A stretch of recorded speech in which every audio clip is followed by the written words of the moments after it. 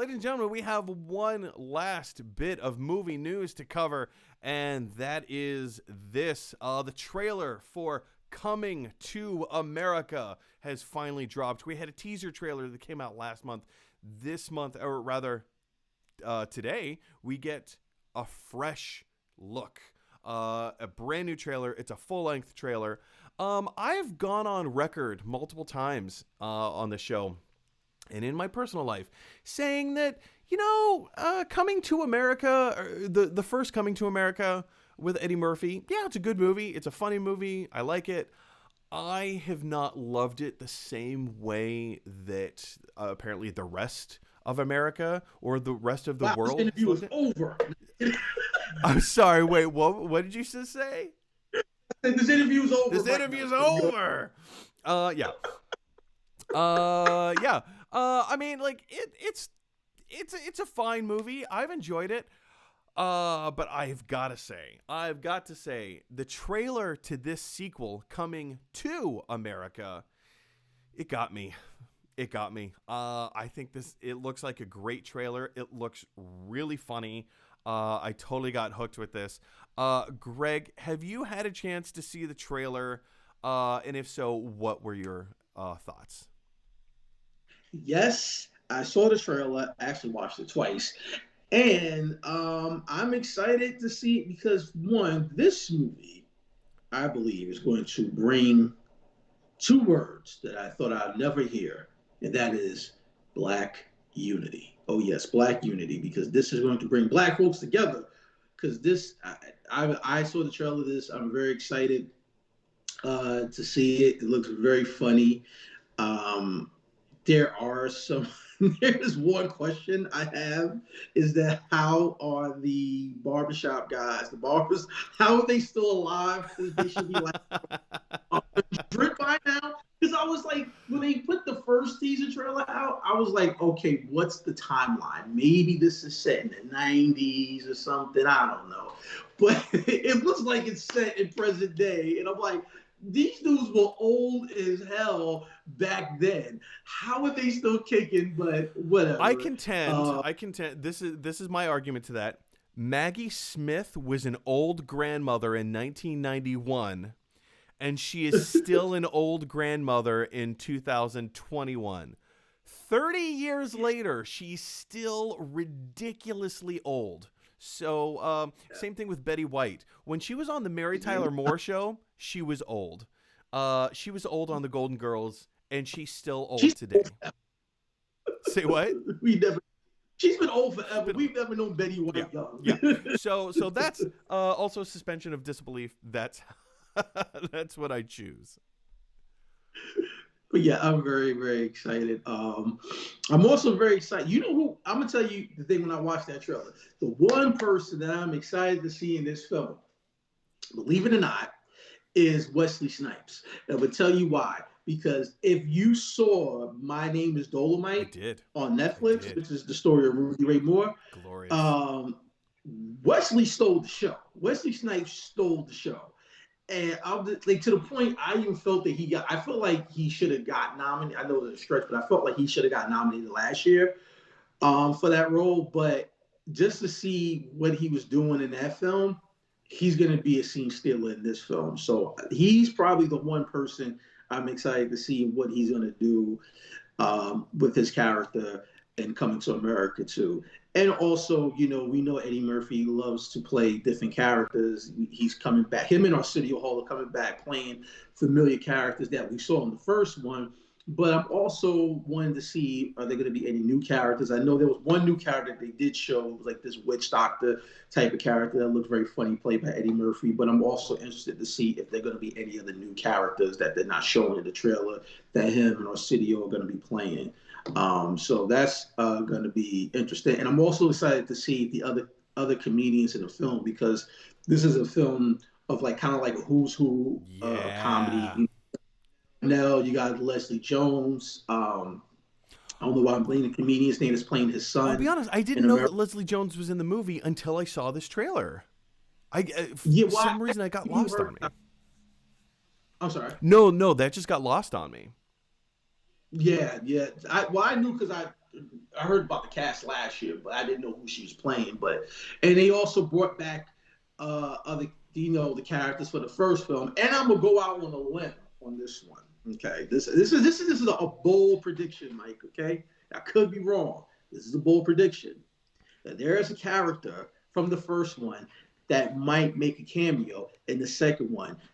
This is just my own theory that I'm hoping is going to happen. Do you know who this character is? I've only seen the film a couple of times. I'm not that well because I like the movie. I think it's a funny movie. I just don't love it the way that other people love it. So I don't rewatch it again and again and again like I do other films. So you're gonna have to take me to school on this one. Well, Sam Jackson played a small but big role in the film where he played the dude that stuck up McDowell's. And it was a famous scene. So my theory is hopefully maybe Sam Jackson makes an appearance as that character in the new Coming to America too. Maybe when Hakeem and Cindy go back to America to get King's long lost son, they might run into this guy. Maybe he has changed his life and he wants to thank them for doing what they did when he tried to rob McDowell's 30 years ago. I think that would be cool if they did. If they don't, okay, but if they have that little, Yeah. Oh, that'd be wonderful. Back, that would be good. You talk about the cameo, or rather the performance that you're looking forward to the most is Wesley Snipes. For me, it would be Eddie Murphy himself. I've always been very fascinated with Eddie Murphy's career. He got started. He was cast on SNL at the age of 19. He was an virtual unknown. He'd done some stand up in the underground world, but man, oh man, he rose to power really on SNL. Single handedly, it is attributed, he single handedly saved the show from cancellation. They did. They even said it was him and Joe Piscopo, yeah, and I attribute more of that to Eddie Murphy than Joe Piscopo. Eddie Murphy. Well, yeah, absolutely. But they were very good on. If you watch those old episodes, they were very good. Oh, they were fantastic. Yeah. Screen together. But also too, keep in mind, also that was when Lauren Michael had left briefly, because I don't think Eddie Murphy was under Lauren Michael's regime. Correct. He had left briefly. Correct. And then Eddie came. But Eddie Murphy's always been in my top 5, top 10, whatever comics of all time, because Eddie Murphy did something that no other comic has done. And I think that if Eddie wasn't the first to do it, we wouldn't have comedians like Jamie Foxx, going into different directions in Hollywood, because Eddie Murphy was first, to me, in my opinion. If there is, please correct me, but Eddie Murphy was the first comedian that became a leading man. Because before Eddie Murphy, comedians kind of looked a certain way when they were in the movies. They was always the sidekick. They were the buffoon. They were the Jerry Lewis. Jerry Lewis kind of. I don't know if he paved the way, but or even just go back even further. Charlie Chaplin. He was the highest paid actor of all time. He may still hold that record. I'm unsure. But for a long time. Charlie Chaplin and Jerry Lewis were not sex symbols. Like, you know what I mean? Like Eddie was different. Like for example, like Eddie was 19 when he got on SNL, and I think he was 19 when he did Delirious, and he had the famous red leather outfit. He had the famous leather outfit when he did Raw, a couple of years later. But he was his age. He was young. He was like, during that time, hip hop was big and R&B was huge. So he dressed his age. He was hip. And there were other comedians that may have been leading men, but he was like the first leading man. Like most comedians, they may have started on film, but they were still, being the comic relief, where Eddie was like, you know what? I'm also going to be Axel Foley. I'm going to be a cop. I'm going to be an action hero. I'm going to do Beverly Hills Cop. I'm going to do 48 Hours. I'm going to do a movie like Boomerang, and my character is a player. And don't forget Vampire in Brooklyn. And Vampire in Brooklyn, which was really a horror film. He took a chance with that. Wes Craven directed it. Like Eddie Murphy, women loved him. Like women thought he was sexy. Like he was and then he to me paved the way for like other comedians to be leading men. Like if it wasn't for Eddie doing Beverly Hills Cop, I don't know if we would have got Martin Lawrence and Bad Boys with Will Smith. I don't know if we would have got Jamie Foxx and the movies he has done when he's played action roles and been the leading man himself, like Django and Miami Vice and so on and so forth. Do you know what I mean? So I think Eddie Murphy was the first one to do that. You know what I mean? I'm not so sure I agree with that assessment. But the power, because he was also a product of his time too, right? I mean, look at like other comedians like Richard Pryor and George Carlin, or even, you know, well, not necessarily Mel Brooks. That was a completely different thing, but you know, Eddie Murphy was a product of his time. He, like, the culture at the time when he rose to fame in the early to mid 80s, like, sex was becoming sellable. Like, yeah, in the 60s, sex had its version of sellability, but it really didn't start becoming a big commercial product until the 80s. And Eddie Murphy totally took advantage of that. And he's a sexy man. He's a charismatic guy. People like him. He's funny.